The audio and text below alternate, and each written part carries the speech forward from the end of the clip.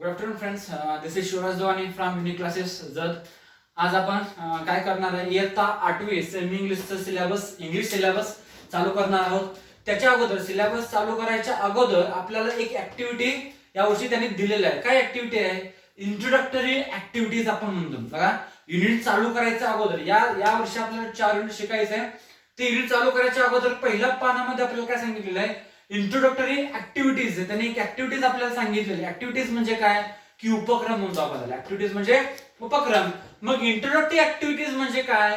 Introductory याचा अर्थ परिचयात्मक म्हणतो. बघा, एकमेकांचा आपण परिचय कसा देतो, इंट्रोड्यूस म्हणतो, तसं हा इंट्रोडक्टरी ऍक्टिव्हिटीज म्हणजे परिचयात्मक उपक्रम म्हणतो. मग ते परिचयात्मक उपक्रम म्हणजे काय की बघा, आता नेहमी आपण इंग्लिशच्या पुस्तकामध्ये अनेक प्रकारचे शॉर्ट फॉर्म्स पाहिलेले आहेत, फुल फॉर्म सुद्धा पाहिलेले आहेत. तर त्याच प्रकारे इथे एक टेबल मी या ठिकाणी लिहिलेला आहे. त्याला आपण म्हणतो एक फुल फॉर्मचं टेबल आहे अँड कंस्ट्रक्टेड फॉर्मचं सुद्धा टेबल आहे. म्हणजे फुल फॉर्मचं कंस्ट्रक्टेड फॉर्म काय येते हे आपल्याला पाहायचं आहे. कंस्ट्रक्टेड फॉर्म म्हणजे शॉर्ट फॉर्म म्हणतो आपण त्याला. जे शॉर्ट मध्ये लिहितो त्याला कंस्ट्रक्टेड फॉर्म्स म्हणतो. तर आपण चालू करूयात इंट्रोडक्टरी ऍक्टिव्हिटीज, परिचयात्मक उपक्रम. आता बघूया, इथं पहिल्यांदा फुल फॉर्म आपल्याला पाहायचं आहे. त्याच्यानंतर ना त्या फुल फॉर्मचं कंस्ट्रक्टेड फॉर्म काय येतं ते आपण बघूया. तर पहिल्या फुल फॉर्म मध्ये आहे I am busy. I am busy ह्याचं ज्यावेळी आपण शॉर्ट फॉर्म मध्ये लिहितो, बघा कंस्ट्रक्टेड फॉर्म मध्ये लिहितो तेव्हा आपण या पद्धतीने आय एम बिझी. आय झाल्यानंतर बघा एक चिन्ह आपल्याला दिसतं, सिम्बॉल. त्याला आपण म्हणतो अपॉस्ट्रॉफी सिम्बॉल. अपॉस्ट्रॉफी याचा अर्थ की इथं कुठला तरी एक शब्द काय झाला असतं, लपलेला असतो. जिथं अपॉस्ट्रॉफी सिम्बॉल असतो त्या जागी कुठला तरी एक शब्द लपलेला असतो. इथं बघा आय एम बिझी, इथं ए एम आहे तर इथं फक्त एम आहे. याचं सुद्धा आपण वाचत असताना आय एमच असतो, ह्याचं सुद्धा वाचत असताना आय एम वापरतो. जर आय एम बिझीचं जर आपल्याला आय एमचं जर शॉर्ट फॉर्म जर वापरायचं असेल, आय लिहायचा, आय नंतर ना अपॉस्ट्रॉफी मार्क द्यायचा, त्याच्यानंतर ना एम लिहायचा. हा झाला constructed form. I am busy, I am busy. दुसरे लिहिलं दे आर टायर्ड. बघा, दे आर टायर्ड हा झाला फुल फॉर्म. त्याचं कंस्ट्रक्टेड फॉर्म कसं असतं, पहिल्यांदा जो सब्जेक्ट असतो तो लिहायचा आपल्याला दे, त्याच्यानंतर ना सहाय्यकारी क्रियापद आहे आर. मग हा लिहित असताना काय करायचा, दे झाल्यानंतर ना अपॉस्ट्रॉफी मार्क द्यायचा, त्याच्यानंतर आर जो आहे त्याचं ए काढायचा, फक्त आर ई लिहायचं. बघा, जोडून लिहायचं आहे. दे झाल्यानंतर अपॉस्ट्रॉफी मार्क आणि आर ई. हा आर ई खूप पुढे लिहायचं नाही, अपॉस्ट्रॉफी मार्क झाल्यानंतरच तो आर ई हा शब्द लिहायचा. बघा, they are tired, they apostrophe mark R आणि टायर्ड. तिसरं ही इज नॉट कमिंग. आता वरचे आपण दोन बघितलं ते दोन सकारात्मक वाक्य होते. आता तिसरा जो आहे तो नॉट वापरलेला आहे, म्हणजे नकारात्मक वाक्य आहे. फुल फॉर्म नकारात्मक असेल तर त्याचा कंस्ट्रक्टेड फॉर्म शॉर्ट फॉर्म कसा वापरतो बघा, ही इज नॉट कमिंग. हे आपल्याला दोन प्रकारे लिहिता येतं. पहिल्यांदा आहे he isn't coming. He isn't coming. बघा, इज हा सहाय्यकारी क्रियापद आहे. नॉट काय करायचा, एन लिहायचा आणि इज लगे इज झाल्यानंतर एन बरोबर लावायचं, म्हणजे एस झाल्यानंतर एन लिहायचा. बघा, ही सब्जेक्ट आहे तसं लिहायचं, is an apostrophe T. Apostrophe म्हणजे ओ हा काय होतो, हाईड होतो. म्हणून ही इजंट कमिंग या पद्धतीने लिहितो. और किंवा ही इज नॉट कमिंग. आता ही इज असेल तर आपण ही अपॉस्ट्रॉफी मार्क एस असं सुद्धा लिहितो. हे वाचत असताना ही हा वाचायचा नाही. वाचत असताना बघा ही इज, ही इज आणि तर ही इजंट कमिंग. बघा, नॉट असेल तरी आपण लिहितो, नाहीतर असं सुद्धा लिहिलं तरी चालतं. You will like it. मग ह्याचं कंस्ट्रक्टेड फॉर्म कसं येतं बघा, पहिला सब्जेक्ट यू लिहायचा, त्याच्यानंतर अपॉस्ट्रॉफी मार्क लिहायचा आणि डब्ल्यू हा काय करायचा, हाईड करायचा, फक्त डबल एल लिहायचा. You will like it. She will not it. आता ह्याच्यामध्ये थोडं वेगळं आहे. काय वेगळं आहे, या वाक्यामध्ये विल हा सहाय्यकारी क्रियापद घेतलेला आहे, परत हा वाक्य नकारात्मक आहे. मग हे लिहित असताना कसं लिहितो बघा, शी विल नॉट जर असला तर त्याचं पहिला सब्जेक्ट लिहायचं शी. मग विल नॉट हा भविष्यकाळातला नकारात्मक वाक्य आहे, त्याच्यामुळं विलंट हा लिहिता येत नाही. त्याच्यामुळे आपण काय करतो, विल नॉट जर असला तर आपल्याला ओंट हा शब्द वापरावा लागतो. बघा, शॉर्ट फॉर्म कसं आहे, विल नॉटचा जर शॉर्ट फॉर्म जर आपल्याला लिहायचा असेल तर विलंट लिहायचा नाही. विल नॉटचा शॉर्ट फॉर्म आहे ओंट. म्हणून she will not it, she won't like it. She will not it. She will not like it. आता विल नॉट असले तर मग सांगितलं won't, she won't like it. Will not असला तर विलंट लिहायचा नाही, त्याचं शॉर्ट फॉर्म आहे won't. We had been for a tree. बघा वी हॅड बीन, त्याच्यामध्ये काय करतो आपण, हॅड हा सहाय्यकारी क्रियापद आहे, त्याच्यामुळे लिहित असताना पहिल्यांदा वी हा कसा लिहायचा, त्याच्यानंतर अपॉस्ट्रोफी मार्क करायचा आणि हॅडचं शॉर्ट फॉर्म आहे फक्त डी लिहायचा. वुड जरी असला तरी डी लिहितो आणि हॅड जर असला तरी आपण काय करतो, डी लिहितो. म्हणून याचा शॉर्ट फॉर्म आहे we had been for trip. We लिहायचा अपॉस्ट्रोफी मार्क देऊन D, been for a tree. पुढे it must not happen again. याच्यामध्ये नकारार्थी आहे, त्याच्यामुळे काय करायचं, जर नकारार्थी असेल तो सहाय्यकारी क्रियापदाला जोडून तो नकारार्थी आपल्याला यूज करायचा. It must not happen again, तर ते it mustn't happen again. Mustn't बघा, मस्ट लिहिलेलं आहे पण फक्त नॉटचं काय केलंय, शॉर्ट फॉर्म यूज केलंय एन अपॉस्ट्रोफी टी. ह्याच्यामध्ये बघा मस्ट आणि नॉट मध्ये थोडं डिफरन्स आहे, पण याचा शॉर्ट फॉर्म लिहित असताना आपण मस्ट आणि एन ला जवळ करायचं आहे, म्हणजे जोडूनच लिहायचं असतं, त्याच्यामुळे इट मस्टंट हॅपन अगेन. पुढचा आहे दॅट वुड बी फाईन. आता मगाशी ते हॅड सांगितलं होतं तसंच हे सुद्धा वुडचं येणार आहे. मग याचा शॉर्ट फॉर्म आहे दॅट लिहायचा, दॅट लिहून अपॉस्ट्रोफी मार्क लिहायचा आणि वुडचं फक्त डी लिहायचा, म्हणून दॅट वुड बी फाईन. बघा दॅट झाल्यानंतर वुडचा शॉर्ट फॉर्म आहे फक्त अपॉस्ट्रोफी मार्क देऊन डी आणि शेवटचा आहे do you not like it.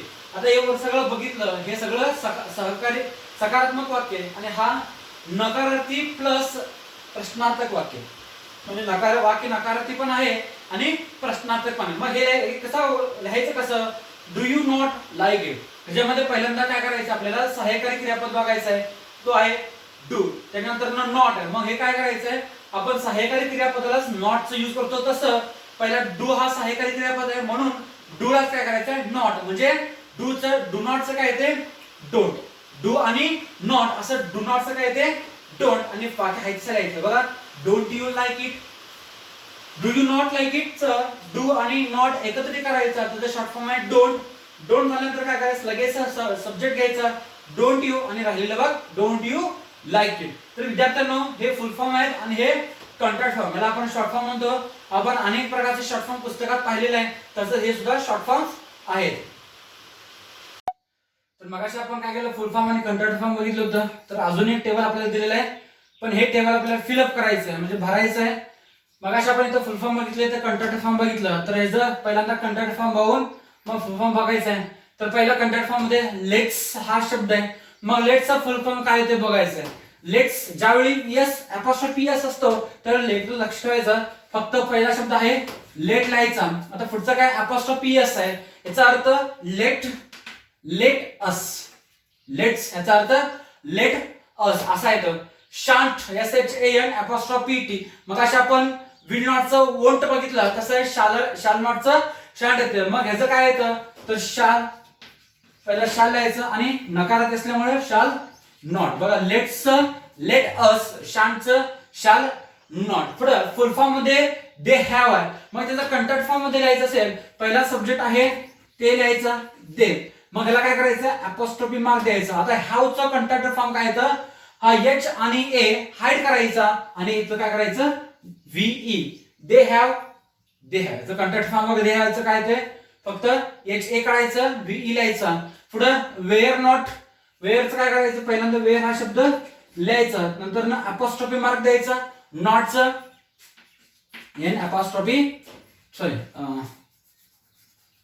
Wear हा शब्द लिहायचा, मग नॉटचं काय येते एन लिहायचं, अपॉस्ट्रोफी मार्क देऊन टी लिहायचा. वेअरंट वेअर नॉट. पुढे वी आणि आर, वी झाल्यानंतर अपॉस्ट्रोफी मार्क आहे आर. मग अशा आपण बघितलं बघा दे आरचं, तसं इथं वी पहिल्यांदा लिहायचं आणि आर AR वी आर. आता can not, can plus not सहाय्यकारी क्रियापद आहे कॅन, मग नॉट असल्यामुळे काय करायचं इथेच अपॉस्ट्रोफी एन लिहायचा. कांट, आता इथं डबल एन आहे तर इथं डबल एन लिहायचं नाही, फक्त सिंगल एन वापरायचा, कॅन वापरायचा आणि नॉट लिहित असताना काय करायचं अपॉस्ट्रोफी मार्क देऊन टी यूज करायचा.